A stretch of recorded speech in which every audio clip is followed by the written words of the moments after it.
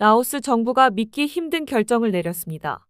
수십 년간 의존해온 수백억 원에 달하는 외국의 환경시설을 사실상 포기하겠다는 것이었죠.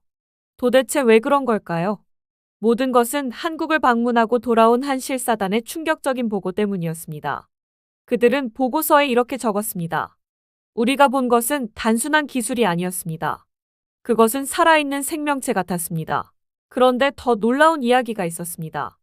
한국이 라오스에 내민 파격적인 제안 때문이었죠.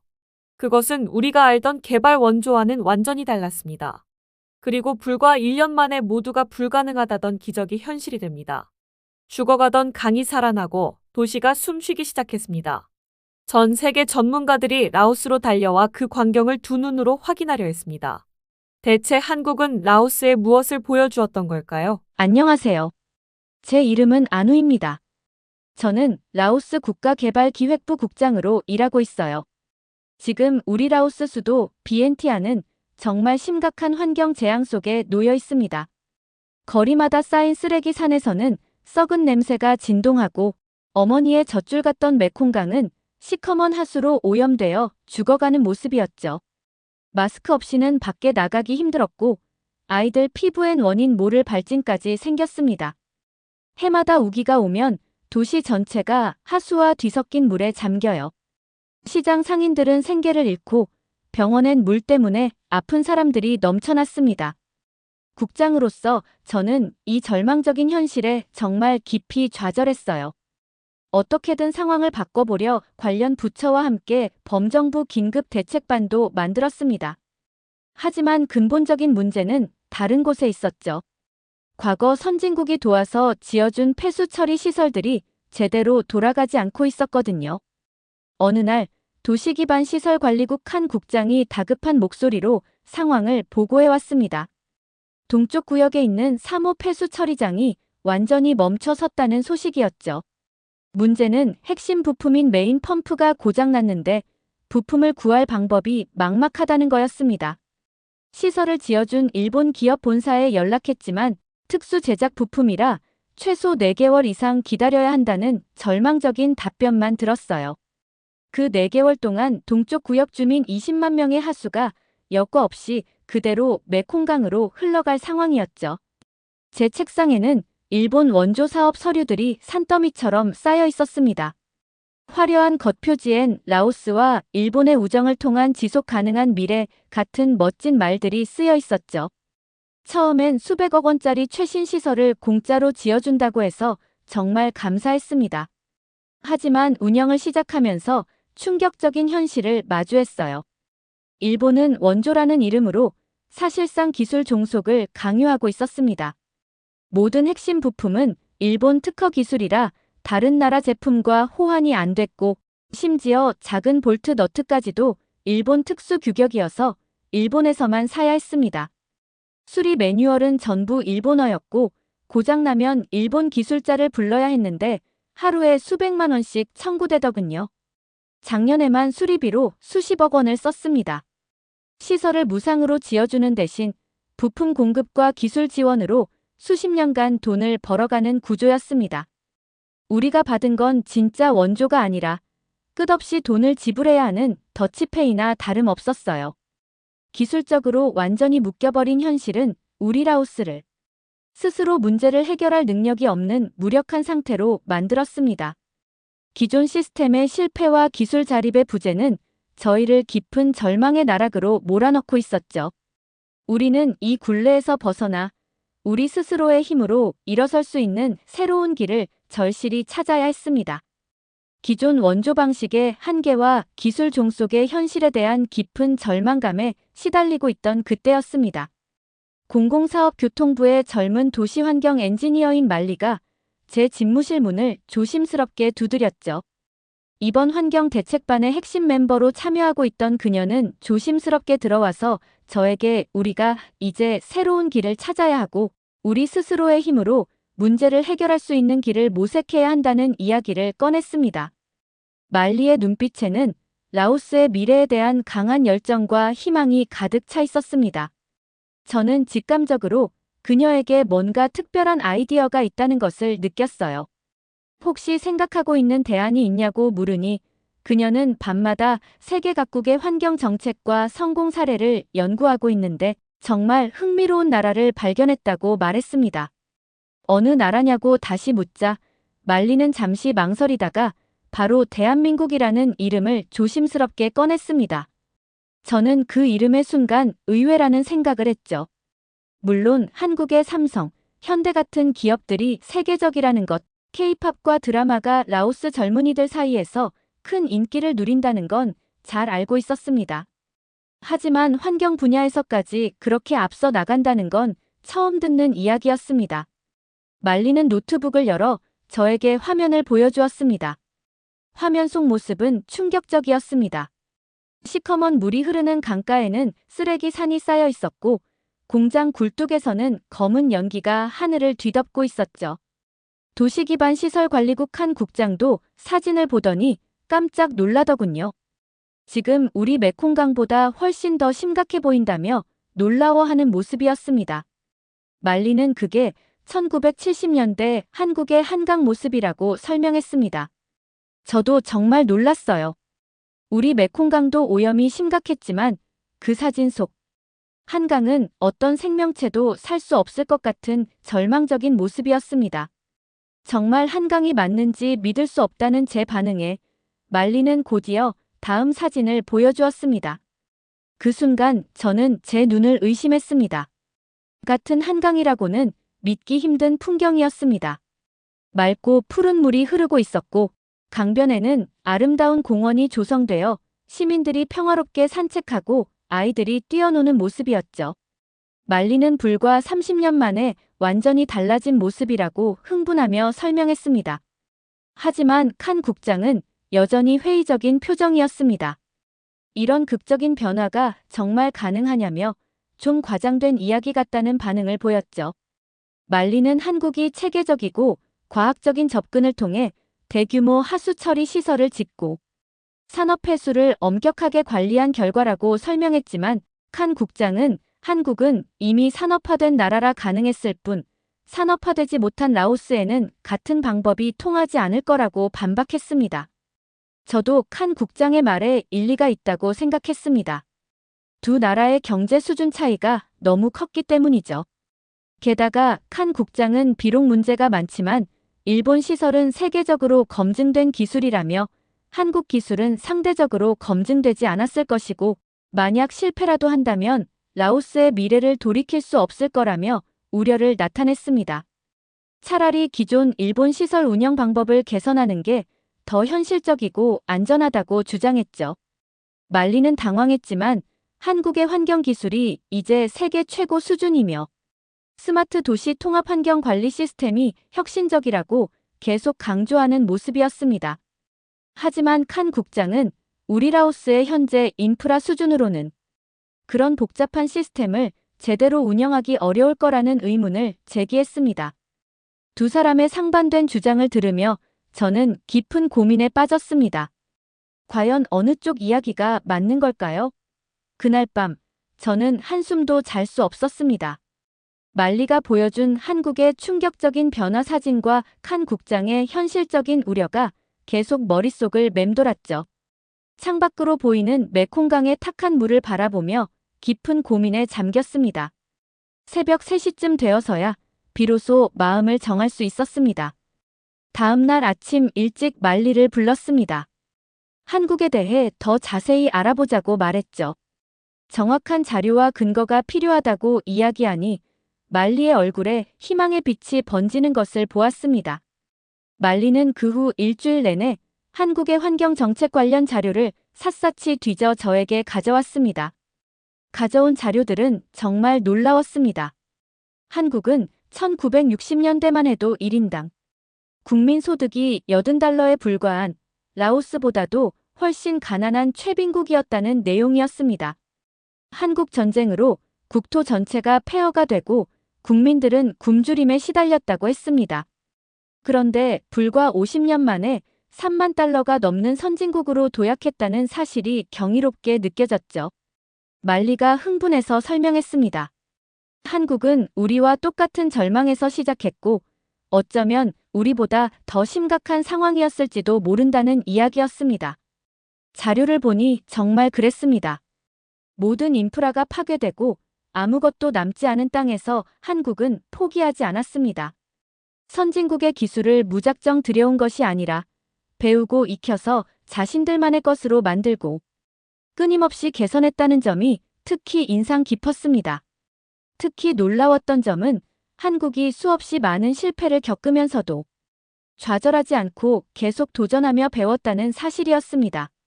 저는 깊은 감명을 받았습니다.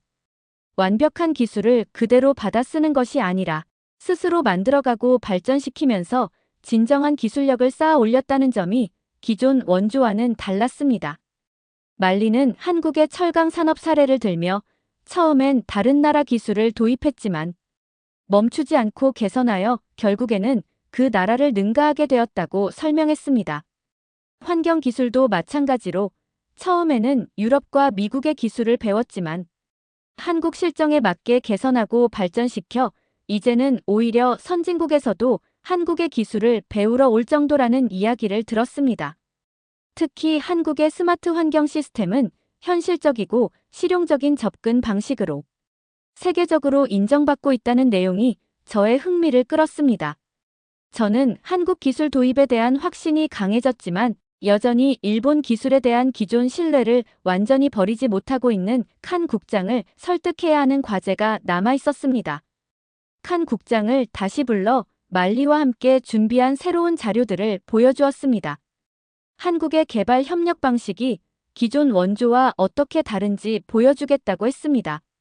화면에는 한국이 지원한 베트남, 인도네시아, 필리핀 등 동남아시아 국가들의 성공 사례가 나타났습니다. 한국의 지원으로 건설된 환경시설들이 지금도 그 나라 국민들이 직접 운영하며 아무 문제 없이 잘 작동하고 있다는 내용이었습니다.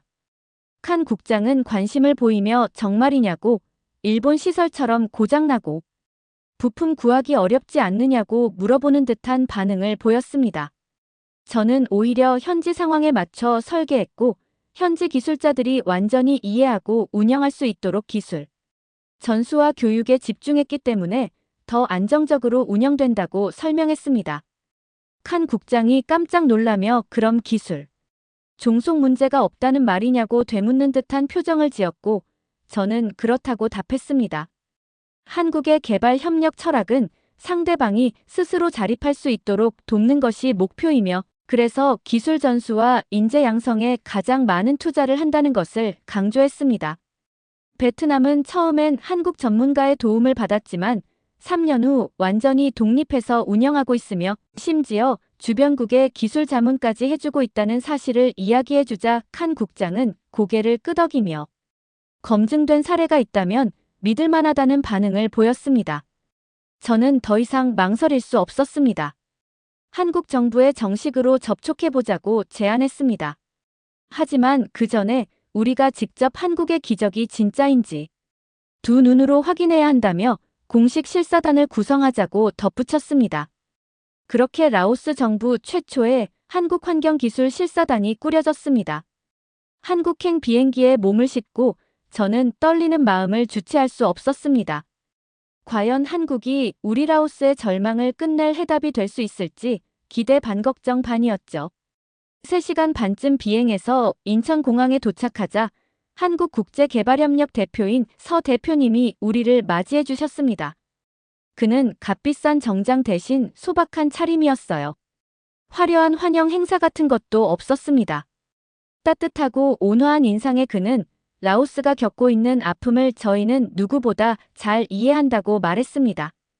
그리고 한국이 이룬 성공뿐만 아니라 한국이 겪었던 수많은 실패까지도 모두 보여주겠다고 덧붙였습니다. 칸 국장이 그 말에 놀란 표정을 지었습니다. 실패까지 보여준다는 게 대체 무슨 이야기냐는 반응이었죠. 서 대표님은 성공만을 보여드리면 라오스에 진정한 도움이 되지 않기 때문이라고 설명했습니다.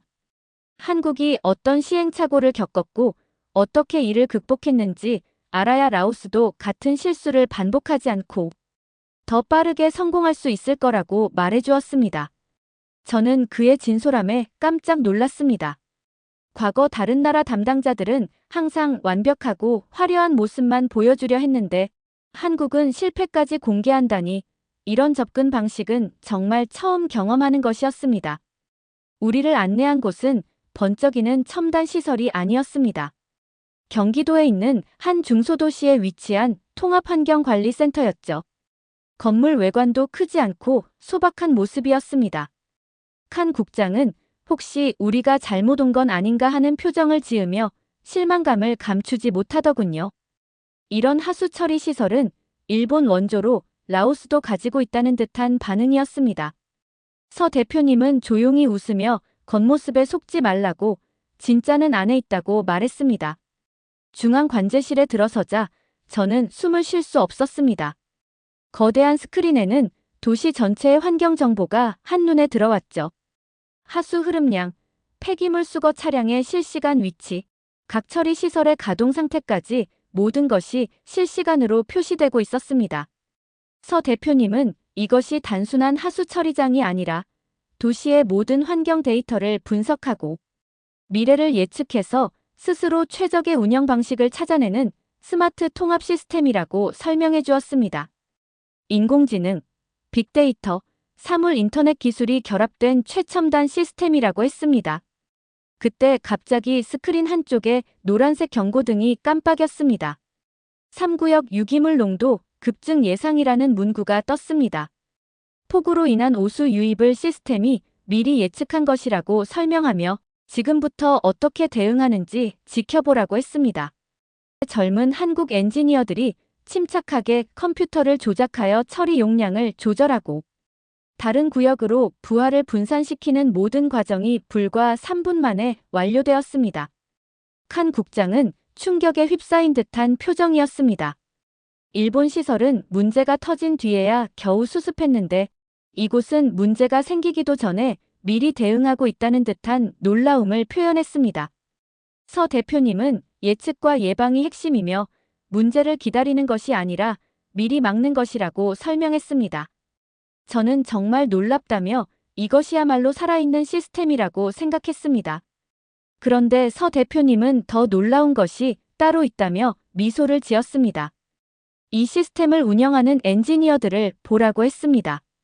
관제실을 둘러보니 젊은 한국 엔지니어들 사이에 외국인 엔지니어들도 섞여 있었습니다.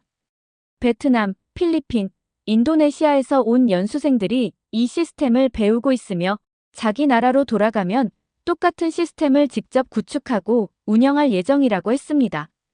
저는 눈을 빛내며 그럼 우리 라오스 기술자들도 여기서 배울 수 있냐고 물어보는 듯한 표정을 지었습니다.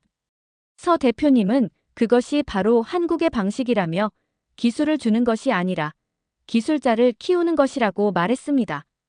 칸 국장이 한 한국 엔지니어에게 다가가 시스템이 고장나면 어떻게 하냐고 묻는 듯 했습니다.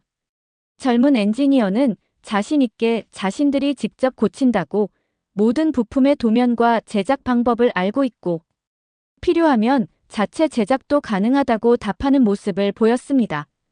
그 순간 30년간 현장에서 일해온 칸 국장의 얼굴이 완전히 달라지는 것을 보았습니다. 그는 이것이야말로 진정한 기술 자립임을 깨달았던 것이죠. 스마트 통합환경관리센터를 방문한 후 우리는 한국국제개발협력팀의 연수센터로 이동했습니다. 그곳에서 저는 기존의 원조 방식과는 완전히 다른 한국만의 철학을 더욱 깊이 이해하게 되었습니다. 연수센터 교육장에는 아시아, 아프리카 등 다양한 개발도상국에서 온 공무원들이 한국 전문가들과 함께 토론하고 있었습니다. 그런데 제가 보기에 놀라웠던 점은 한국 전문가들이 일방적으로 지식을 전달하는 방식이 아니었다는 것입니다. 저는 한 한국 교수가 베트남 공무원에게 그 나라의 지형 특성, 특히 습지가 많은 메콩강 델타 지역에 대해 질문하는 모습을 보았습니다. 베트남 공무원이 그렇다고 답하자 한국 교수는 한국이 준비한 표준 모델로는 한계가 있을 테니 습지, 지역 특성을 고려한 새로운 방식을 저희와 함께 연구하고 찾아보자는 이야기를 하는 것을 들었습니다. 저는 다시 한번 깊은 감명을 받았습니다. 과거 다른 나라들은 그저 완성된 매뉴얼을 건네주고는 그대로 따라 하라고만 했습니다. 하지만 한국은 각 나라의 고유한 상황에 맞춰 완전히 새로운 해결책을 함께 만들어가고 있었습니다. 칸 국장도 충격받은 듯한 표정으로 입을 다물지 못했습니다. 그는 조용히 제게 다가와서 일본은 우리에게 완성된 매뉴얼을 주었지만 이들은 우리에게 스스로 매뉴얼을 쓰는 방법을 가르치고 있다는 말을 했습니다. 그때 한 한국 선임 연구원이 칸 국장에게 다가와 정중히 고개를 숙이는 것을 보았습니다.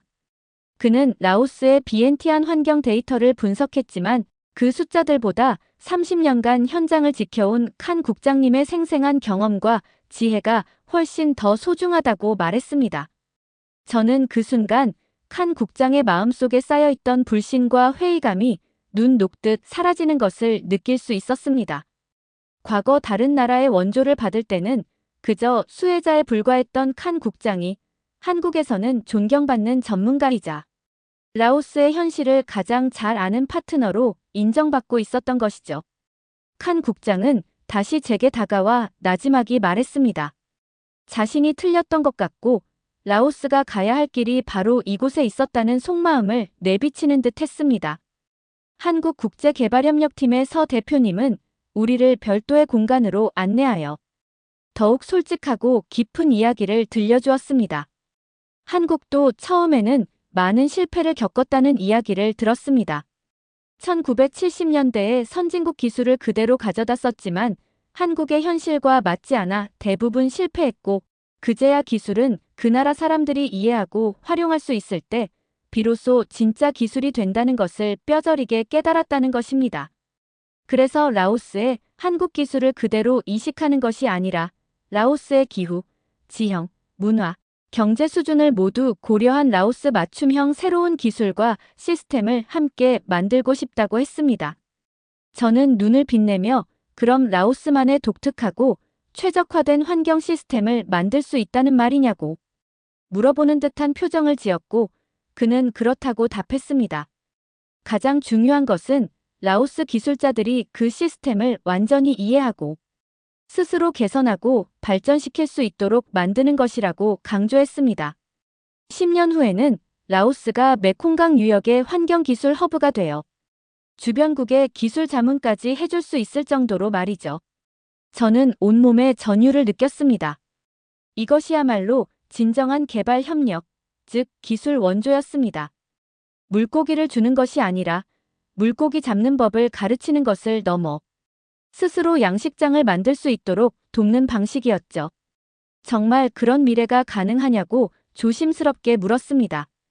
서 대표님은 확신에 찬 목소리로 베트남이 그랬듯이 라오스도 충분히 가능하다며 메콩강 유역의 환경기술 허브가 될 수 있을 것이라고 말해주었습니다. 한국에서 보낸 시간은 단순한 기술 실사를 넘어 라오스의 미래를 위한 새로운 설계도를 함께 그리는 귀중한 경험이었습니다. 한국에서의 마지막 밤, 저는 호텔 창밖으로 빛나는 한강 야경을 바라보며 깊은 생각에 잠겼습니다. 불과 50년 전만 해도 죽음의 강이었던 한강이 이제는 수많은 시민들 휴식처가 되어 반짝이는 모습이었죠. 우리 라오스도 할 수 있다고, 우리 메콩강도 다시 살릴 수 있다고 저는 혼잣말을 중얼거렸습니다. 라오스로 돌아오자마자 저는 총리에게 긴급 보고를 요청했습니다. 총리는 제 보고의 중요성을 느끼고 즉시 국가 최고위급 회의를 소집했습니다. 회의실에는 총리를 비롯해 주요 부처 장관들이 모두 모였죠. 저는 한국에서 보고 느낀 모든 것을 생생하게 전달했습니다. 라오스의 미래를 위한 길을 찾았다는 이야기와 함께 기존 원조 방식은 우리에게 물고기를 주었지만 한국의 방식은 우리에게 바다를 만드는 법을 가르쳐 줄 것이라고 말했습니다. 총리가 구체적으로 어떤 점이 다르냐고 물었습니다. 저는 한국은 단순한 기술이 아닌 실패의 경험과 스스로 일어설 수 있는 자립의 의지까지 나누어 줄 준비가 되어 있었고 우리를 수혜자가 아닌 진정한 파트너로 존중했다는 점을 설명했습니다. 한국의 스마트 환경 시스템 사진을 보여주며 도시 전체를 살아있는 유기체처럼 관리하고 문제가 생기기 전에 미리 예측해서 대응하는 혁신적인 시스템이라고 설명했습니다. 재정부 장관이 현실적인 질문을 던졌습니다. 한국이 우리에게 무엇을 요구하냐고 세상에 공짜는 없다고 말했습니다. 저는 그것이 가장 놀라운 점이었다고 한국은 아무것도 요구하지 않았고 그저 라오스가 스스로 일어설 수 있도록 돕겠다고만 했다는 점을 강조했습니다. 회의실의 순간 정적이 흘렀고 모든 참석자들은 믿을 수 없다는 표정이었습니다. 외교부 장관도 아무런 대가도 바라지 않는 것이 정말이냐며 혹시 숨겨진 의도가 있는 것은 아닌지 의구심을 표했습니다. 저 역시 처음엔 그렇게 생각했다고 솔직히 말하며 한국 대표에게 직접 물어봤다고 했습니다. 한국이 라오스에게 진정 바라는 것이 무엇이냐고 묻자 한국도 과거 가난했을 때 많은 나라로부터 도움을 받았고 이제는 한국이 다른 나라들을 도울 차례라는 것, 그것이 한국의 개발 협력 철학이라는 답변을 들었다고 전했습니다. 칸 국장도 제 이야기에 힘을 보탰습니다. 자신도 30년간 일했지만 이런 경우는 처음이라며 일본은 항상 기업 진출이나 정치적 영향력 등 무언가를 요구했지만 한국은 오직 우리가 자립하는 것만을 바란다고 했다는 경험을 덧붙였습니다. 말리 엔지니어는 한국 전문가들이 우리가 완전히 자립할 때까지 끝까지 함께 배우고 가르쳐 주겠다고 약속했으며 라오스 그린 리더 양성 프로그램도 연수비, 체제비까지 한국에서 모두 무료로 제공한다고 했다는 점을 열정적으로 설명했습니다. 재정부 장관은 수백억 원이 들어갈 사업인데 그런 일이 가능할까 다시 의심하는 듯 했지만 저는 한국이 이미 베트남, 필리핀, 인도네시아에서 성공적으로 그렇게 해왔고 그 나라들은 지금 오히려 주변국들을 돕고 있다는 사실을 확신에 찬 목소리로 전했습니다. 총리가 혹시 나중에 예상치 못한 요구사항이 생기지는 않을까 신중하게 우려를 표했습니다. 저는 그것까지도 물어봤다며 한국의 유일한 바람은 라오스가 성공하여 언젠가 다른 나라를 도울 수 있게 되는 것이라는 한국 대표의 답변을 다시 한번 전달했습니다. 그 순간 회의실에는 깊은 감동과 함께 한국의 진심을 느끼는 듯한 침묵이 흘렀습니다. 총리는 마침내 결단을 내렸습니다. 며칠 후 한국 정부로부터 즉각적인 답변이 왔고 양국은 1,500만 달러 규모의 비엔티안 도시 환경 개선 사업 협약을 체결하기로 했습니다. 협약서의 잉크가 마르기도 전에 한국의 약속은 신속하고 강력하게 현실로 옮겨지기 시작했습니다. 한국의 환경 전문 기업들은 라오스의 기후, 지형, 강수량, 심지어 주민들 생활 패턴까지 면밀히 분석해서 라오스에 최적화된 맞춤형 시설 설계를 시작했습니다. 말리 엔지니어는 한국 엔지니어들이 라오스 현지 전문가들과 머리를 맞대고 완전히 새로운 시스템을 설계했으며 기존 일본 시설까지 최대한 활용하는 혁신적인 방안이라고 감탄했습니다. 동시에 한국에서 약속했던 라오스 그린 리더 양성 프로그램이 가동되어 선발된 라오스의 젊은 공무원과 엔지니어들이 한국으로 떠났습니다. 한국에서 연수 중인 말리는 화상 통화를 통해 도시계획, 환경정책, 시민 참여 등 라오스 발전에 필수적인 다양한 분야의 지식을 배우고 있으며 한국 전문가들의 헌신적인 가르침 속에서 차세대 리더로 성장하고 있다는 소식을 전해왔습니다. 특히 현장에서 여성 엔지니어들이 주도적으로 일하는 한국 모습에서 큰 영감을 받았다고 했습니다. 한편 한국의 베테랑 전문가들로 구성된 메콩 드림팀이 라오스로 파견될 준비를 하며 우리 스스로 환경 문제를 해결하고 경제를 성장시킬 녹색 성장 자립의 씨앗을 심겠다는 포부를 밝혔다는 소식을 들었습니다. 칸 국장도 한국에서 돌아온 후 완전히 다른 사람이 되어 있었습니다. 그는 동료들에게 한국에서 보고 배운 기술과 철학을 열정적으로 전수하며 라오스의 심장이 이제 녹색 희망으로 다시 뛰기 시작했다고 외치는 모습이었습니다. 반신반의하던 동료들도 칸 국장의 변화와 한국 시스템의 우수성에 점차 마음을 열기 시작했습니다. 1년 후 시범 운영이 시작된 비엔티안의 변화를 바라보며 저는 놀라움을 금치 못했습니다. 한국 시스템 도입 후 도시의 아침 풍경은 과거와 극명한 대비를 이루며 기적처럼 보였습니다. 과거 비가 오면 하수관이 막혀 허리까지 차오른 흙탕물 속에서 맨손으로 사투를 벌였던 말리와 젊은 엔지니어들이 이제는 한국에서 연수받고 돌아와 관제센터 모니터 앞에서 도시의 혈관을 관리하고 있었습니다. 스마트 시스템이 모든 것을 실시간으로 예측하고 미리 대비한 덕분에 시범구역에서는 폭우가 쏟아져도 거리가 침수되지 않았습니다. 시스템이 자동으로 배수량을 조절하고 부하를 분산시켰습니다.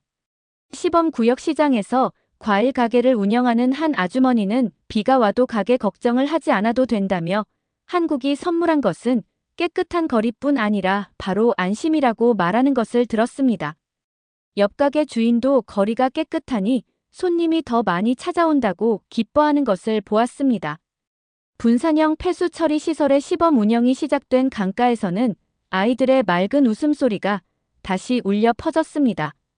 한국 연수를 마치고 돌아온 동료들은 매일 수질을 측정하며 한 달 새 수질이 15%나 개선되었다고 기뻐했습니다.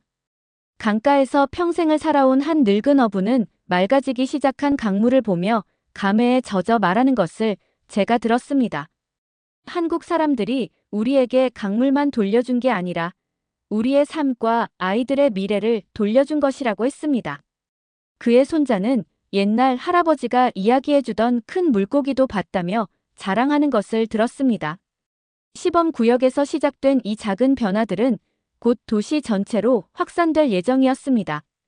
한국이 우리에게 선물한 것은 단순한 돈과 기술이 아니라 우리 스스로 미래를 바꿀 수 있다는 자신감과 이 땅에 새로운 활력을 불어넣을 희망이었습니다. 이것은 더 이상 먼 미래의 꿈이 아니었습니다.